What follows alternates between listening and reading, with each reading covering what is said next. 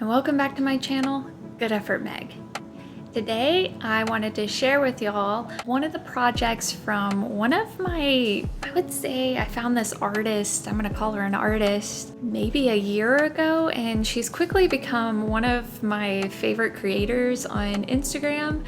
And I want to share with y'all a dress called the Orchards dress by Vivian Shao Chen.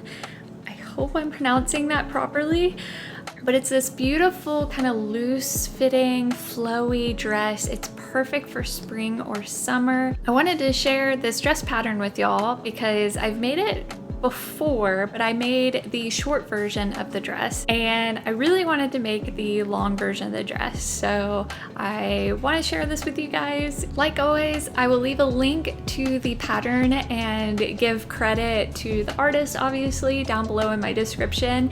This isn't a free pattern. Definitely go check out this pattern and more from Vivian Shao Chen. And without further ado, let's get started. So for materials, I am using this sage green king size flat sheet that I picked up from my local thrift store. Here is the pattern and the instructions for the Orchards dress. You're going to need 4 buttons, so I'm just pulling from, again, my thrift stash, and some interfacing. As always, the first step is to lay out and cut out your fabric. Because I decided to do the long version of this dress, I had to get a little creative on folding the bed sheet so I could cut all the pieces out. So the first step is to take the front pieces, and on the wrong sides, we are going to take our little interface pieces and we're gonna measure 3/8 of an inch from the inner seam of that front piece and place our interfacing, and then we will go ahead and iron those on. And we're going to do a similar process with our collar piece. So take that interfacing and iron it on. Next, on our front pieces, we're going to fold over that non-interface piece, and then we're going to fold over again. And we will press this, and then we will stitch it. And what we're creating here is this is where our buttons and our buttonholes will go. And we're just doing a simple edge stitch here. So the seam allowance would be anywhere from 1/16 to 1/8 inch. But this is what it should look like on the right side and on the wrong side of the fabric. Now we are going to pin the front pieces onto the back piece with right sides together.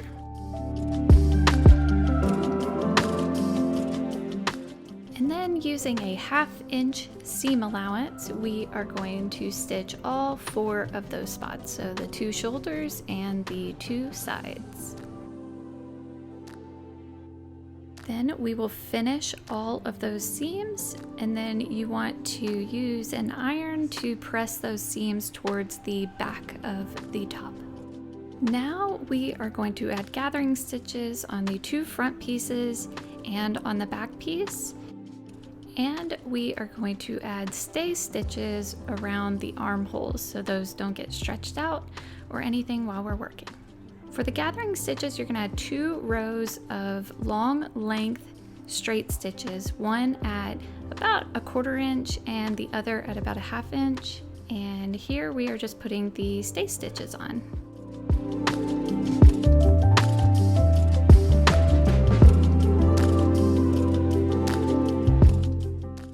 This is what it should roughly look like when you're done. Make sure you have nice long tails for those gathering stitches. Now before you start gathering those stitches, make sure you choose one side of that stitch and tie off the threads on that end so they don't come out while you're gathering. and do that for all 3. And then once you do that, you can go ahead and start gathering. I typically over gather and then loosen it up as I'm pinning on the item, in this case the collar. Before we attach the collar, we're going to go ahead and assemble it. So you're going to take the collar with both the interface piece and the non-interface piece, and you're going to put it right sides together and pin it all the way around. Then we are going to stitch along the inner curved edge, I guess I'll call it, using a 1/4 inch seam allowance. So this is what it should look like when it's all stitched together. So you should see your interfacing on the other side. And as always, whenever we're working with curved edges that are going to be captured in something, we clip those curves. And once you have finished clipping it, go ahead and flip it right side out and give it a good press. Now with the right side of your top facing you, you are going to pin the collar to the top. You are pinning the interface part of the collar onto the shirt, so make sure you do it as you see me do here and just work slowly around, kind of maneuvering those gathering stitches, but line up your seams and your notches and your marks that you made, and once you're done, we will go ahead and stitch this on at a 1/4 inch seam allowance.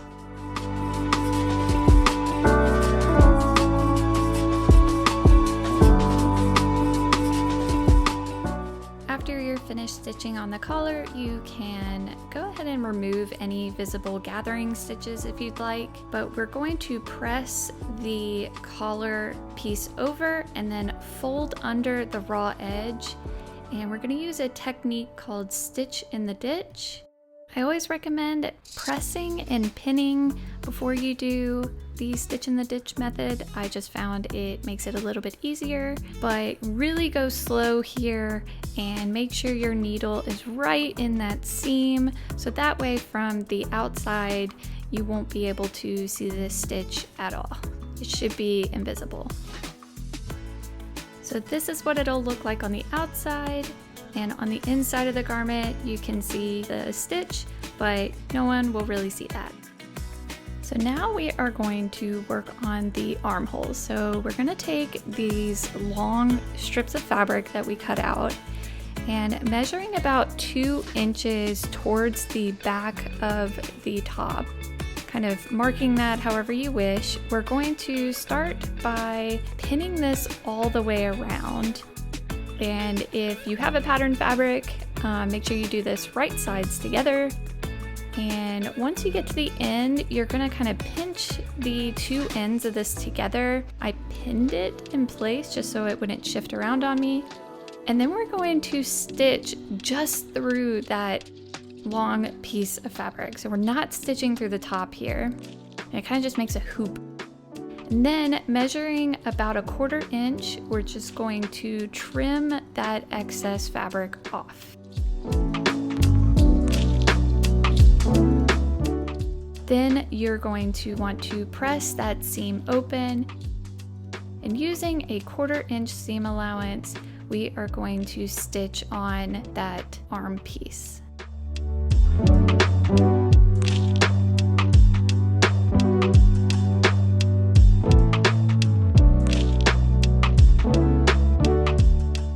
So now that both of the arm pieces are on, we are going to snip those curved edges, press the arm piece away from the top so it looks like this.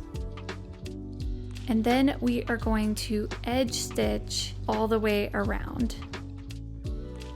So you won't be able to see this stitch at all once we finish the armhole.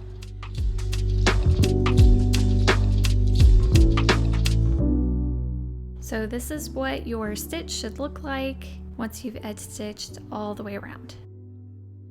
Next, you're going to fold the raw edge of that sleeve hole binding about 3/8 of an inch twice to the wrong side of the fabric. So you should not see any raw edges. And then we will stitch that into place using an edge stitch.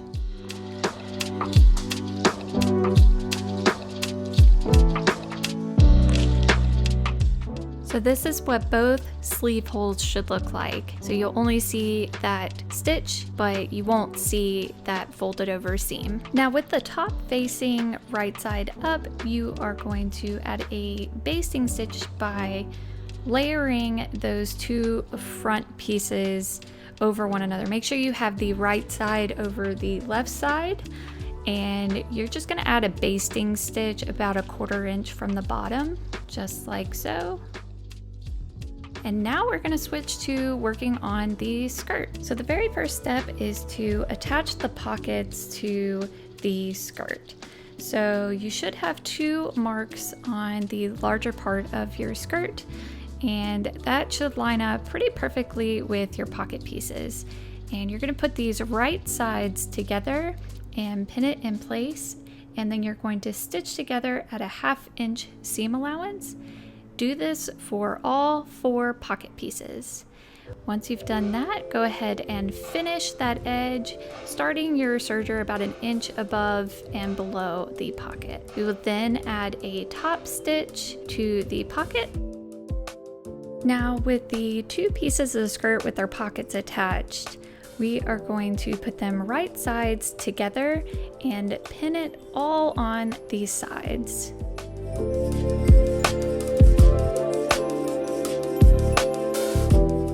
We are then going to stitch with a 1/2 inch seam allowance all the way around the side, and pay particular attention to not sew and close up your pockets. So here I wanted to slow down just a bit to show you how I pivot my needle to go around kind of these tricky turns. So you want to go down and then go around your pocket, up, pivot, and then down again. Again, just take your time with this portion and go slow if you've not done this before. If you go slower, you'll just have greater control over what you're doing, and it'll come out nice and clean.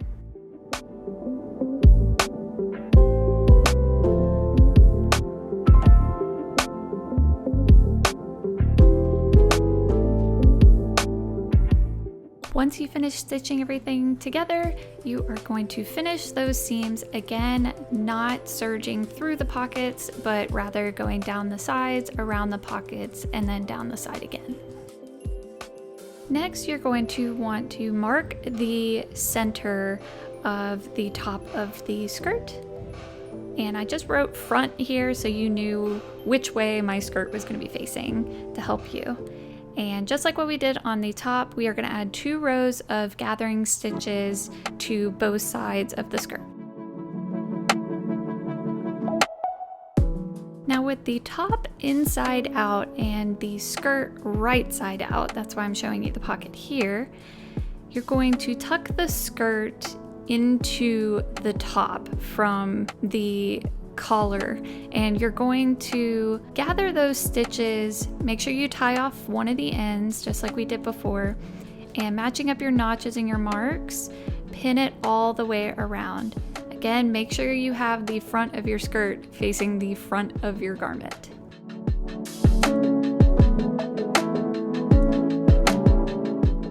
Once you've finished pinning everything on, we will stitch it on using a 1/2 inch seam allowance.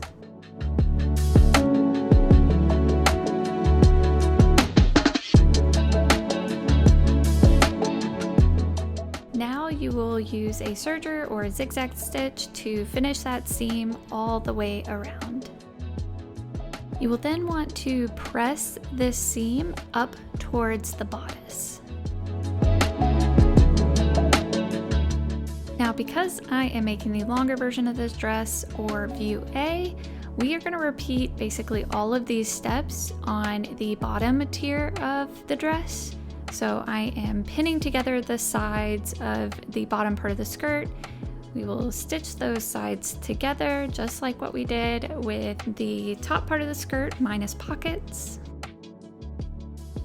We then want to finish those raw edges, and then we are going to add 2 rows of gathering stitches on both the front and back of those skirt pieces. Also, don't forget to mark your center front and center back of these skirt pieces. And then, just like before, we'll go ahead and start gathering those stitches. And then we will pin it to the bottom part of the skirt. And again, using a 1/2 inch seam allowance, we will stitch this part of the skirt onto the dress.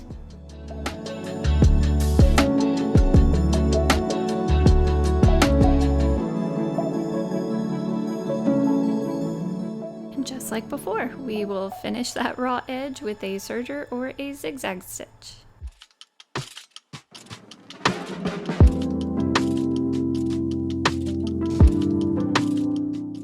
Now it's time to hem the dress, so I just folded up the bottom of the dress by a 1/4 inch and another 1/4 inch, so that way there would not be any exposed raw edges, and just stitch that into place.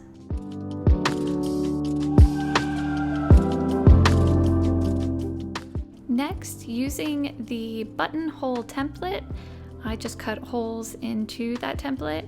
Go ahead and mark where your buttons and buttonholes will go. And I have a buttonhole foot, so I'm just using my machine to make my buttonholes. So this part, just read the instructions for your particular machine, or you can do buttonholes by hand. Again, I'm just using a button foot to attach my buttons.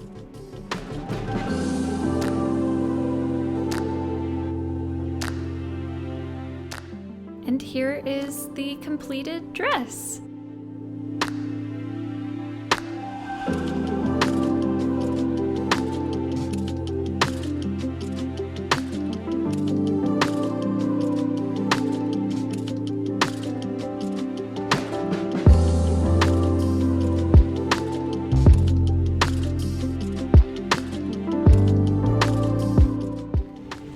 So I'm super happy with the way that this dress came out. I don't typically wear like longer maxi style dresses, so I was really surprised at how much I really enjoyed this dress. And because I was able to make it out of a bed sheet, I knew the fabric was going to be durable and comfortable, and I loved the sage green. I don't have a ton of green in my wardrobe, so I've been trying to expand my wardrobe. But I hope you guys try to make this dress for yourself, or maybe for somebody you love. It really is a wonderful pattern and a beautiful dress, and there's so many different ways that you can customize it. I believe Vivian Shao Chen actually also released a extension to this pattern where she includes different sleeve types if you wanted a sleeve dress, and I believe like a little back tie to go with the dress pattern. So there's tons of different ways that you can alter this and really make it your own. But I hope you guys enjoyed this video, and if you enjoy this type of content and decide to stick around, please don't hesitate to hit that subscribe button. Just as a reminder, that is completely free to like, comment, and subscribe. You don't pay any money. And just thank you for those of you who have decided to stick with me on this channel. I've been thoroughly enjoying it, and I hope you all have been as well. But otherwise, I will see you guys in the next video.